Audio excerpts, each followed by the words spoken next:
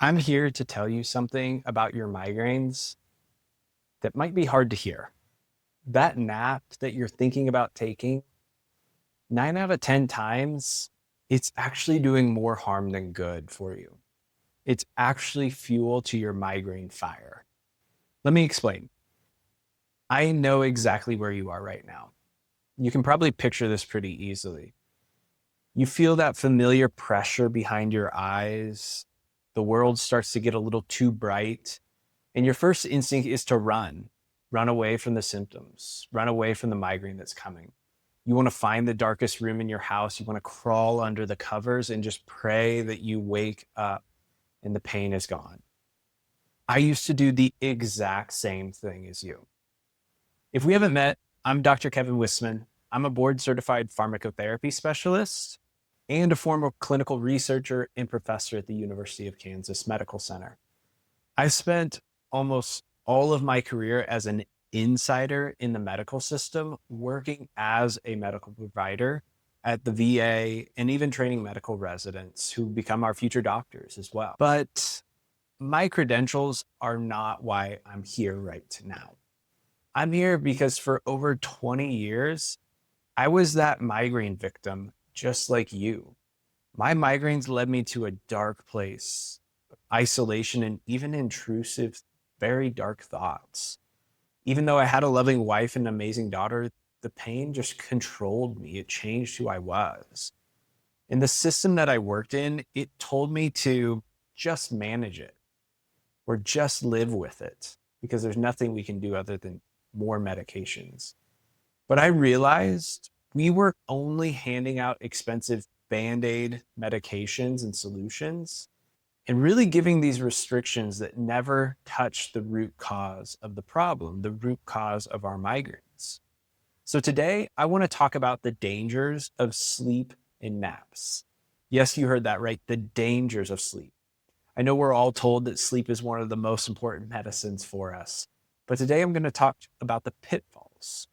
You see, when you use sleep as an escape, you are sending a message, a direct subconscious message to your brain and to your brain's stress centers. And this message is saying that I am in danger. This sensation is a threat and I have to flee. I need to sleep to get away from it because I don't want these symptoms. And when you do this, you create what I call outcome dependence. You are not sleeping to restore your body. You are sleeping specifically to kill or to get rid of that symptom, to avoid the pain or discomfort. And so if you do wake up and the pain is still there, your brain goes into a tailspin of frustration and fear, which actually dials up that nervous system sensitivity further. And this reinforces the belief that you are powerless, when the truth is, your migraines are simply alarm signals for something deeper. It's just trying to tell us that our nervous system's in a dysregulated, sensitive state and it needs something. But it's not sleep, it's not a nap, it's something else. Now, you might be thinking, but Kevin, it worked once before. You're right. About 10% of the time, sleep is exactly what you need because you are generally sleep deprived. But did you know that it actually takes about 3 nights in a row of poor sleep to truly dysregulate your nervous system enough to cause a migraine? 3 days in a row. So how many times have you taken a nap or went to sleep the pain or the migraine off when you actually weren't sleep deprived? That's only 1 out of 10 times that you're actually sleep deprived. The other 90% of the time, that nap is just a Band-Aid. It's a way to avoid a sensation that you hate. And by doing that, you are shrinking your life to fit the migraine life.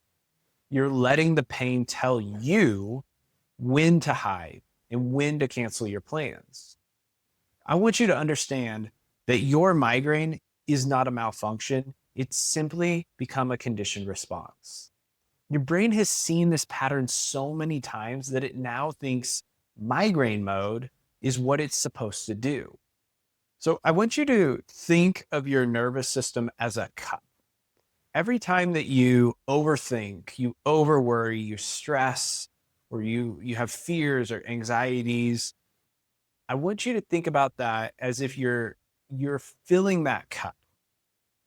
And when that cup overflows, your brain triggers a migraine that forces you to stop living, stop doing what you're doing. But here's the secret. We don't want to avoid what fills the cup. While that can be helpful, what's more important is that we want to make the cup bigger so that no matter what you pour in that cup, it doesn't overflow and cause a migraine. You see, when you stay in bed and you hide, you're keeping your cup small. You're also fighting. You're fighting against your own biology. In that fight or flight state, your brain is flooding your system, your nervous system, your whole body with stress hormones of cortisol. And that's redirecting oxygen to your limbs because it thinks you're in a life or death struggle. Instead of sending that oxygen and blood flow to your brain that needs it. You see, you can't sleep because your body is literally primed to run. And so by getting up and moving mindfully, gently, safely, you're retraining many different receptors, even your baroreceptors within your blood vessels. And you're telling your brain that the threat is gone, even though the symptoms are not gone. But this fight or flight response is inappropriate. It's natural, it's normal, and it's instinctual to try to get away from the pain, get away from any of the migraine symptoms. So if you do happen to think about taking a nap or do go try to sleep it off, don't worry. You're not broken. That's a very normal instinctual response. But we've got to break that habit. And so that's what this video is I'm asking you to stay awake rather than sleep through this. It will not be fun. I know what I'm asking is not going to be fun or taking the easy route, but there's a famous saying, easy decisions equal a hard life. And hard decisions is an easy life. This is just a prime example. If you take the easy route of trying to nap it off or sleep it off, you will stay stuck. It might help sometimes, but it's always going to keep your cup small. It's always going to keep that cup it'll keep it overflowing. And then you'll continue to get migraines and continue to let migraines control your life. Not only that, you're going to create fear or distrust and really just this negative association with your symptoms, which is going to fuel the fire, which is also filling up that cup and bringing the next migraine back sooner. Whereas the hard decision says, I'm going to stay up. I'm going to go on a walk. I'm going to do something that tells my brain that I'm not afraid. I don't hate these symptoms. As crazy as that sounds, you have to send that message. Imagine your brain that's causing these symptoms are like a bully. Fighting back from the bully or running away from the bully is never the answer. You have to actually listen to the bully, learn it, love it, because it's suffering for a reason. But running away with a nap or sleeping is just fueling that bully. They just bully you harder. And so to find true freedom, you have to stop treating your symptoms and you have to start addressing the root cause, which is your nervous system. My mission at Tame the Migraine is to move you from victim to victor, to being in control of your migraines, in control of your life. And we do this through the migraine reset and rewire system.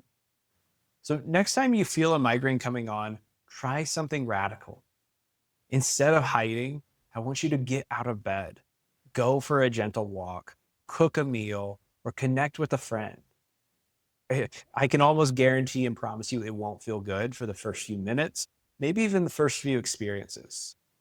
But what you are doing is you are teaching your brain, you're retraining your brain a new language, the language of safety, even in the height of symptoms.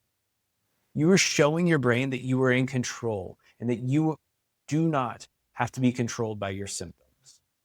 Now, the last thing that's really important is you don't have to be perfect at this. No one is.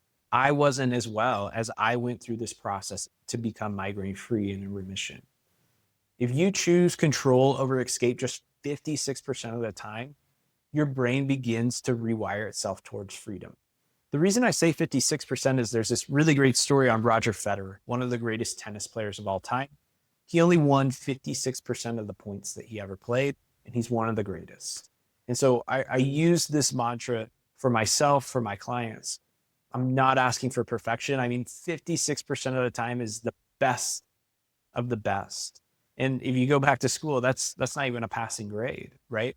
But in real life, and when trying to retrain your brain, we're not asking for perfection. It's just about getting 1% better every day.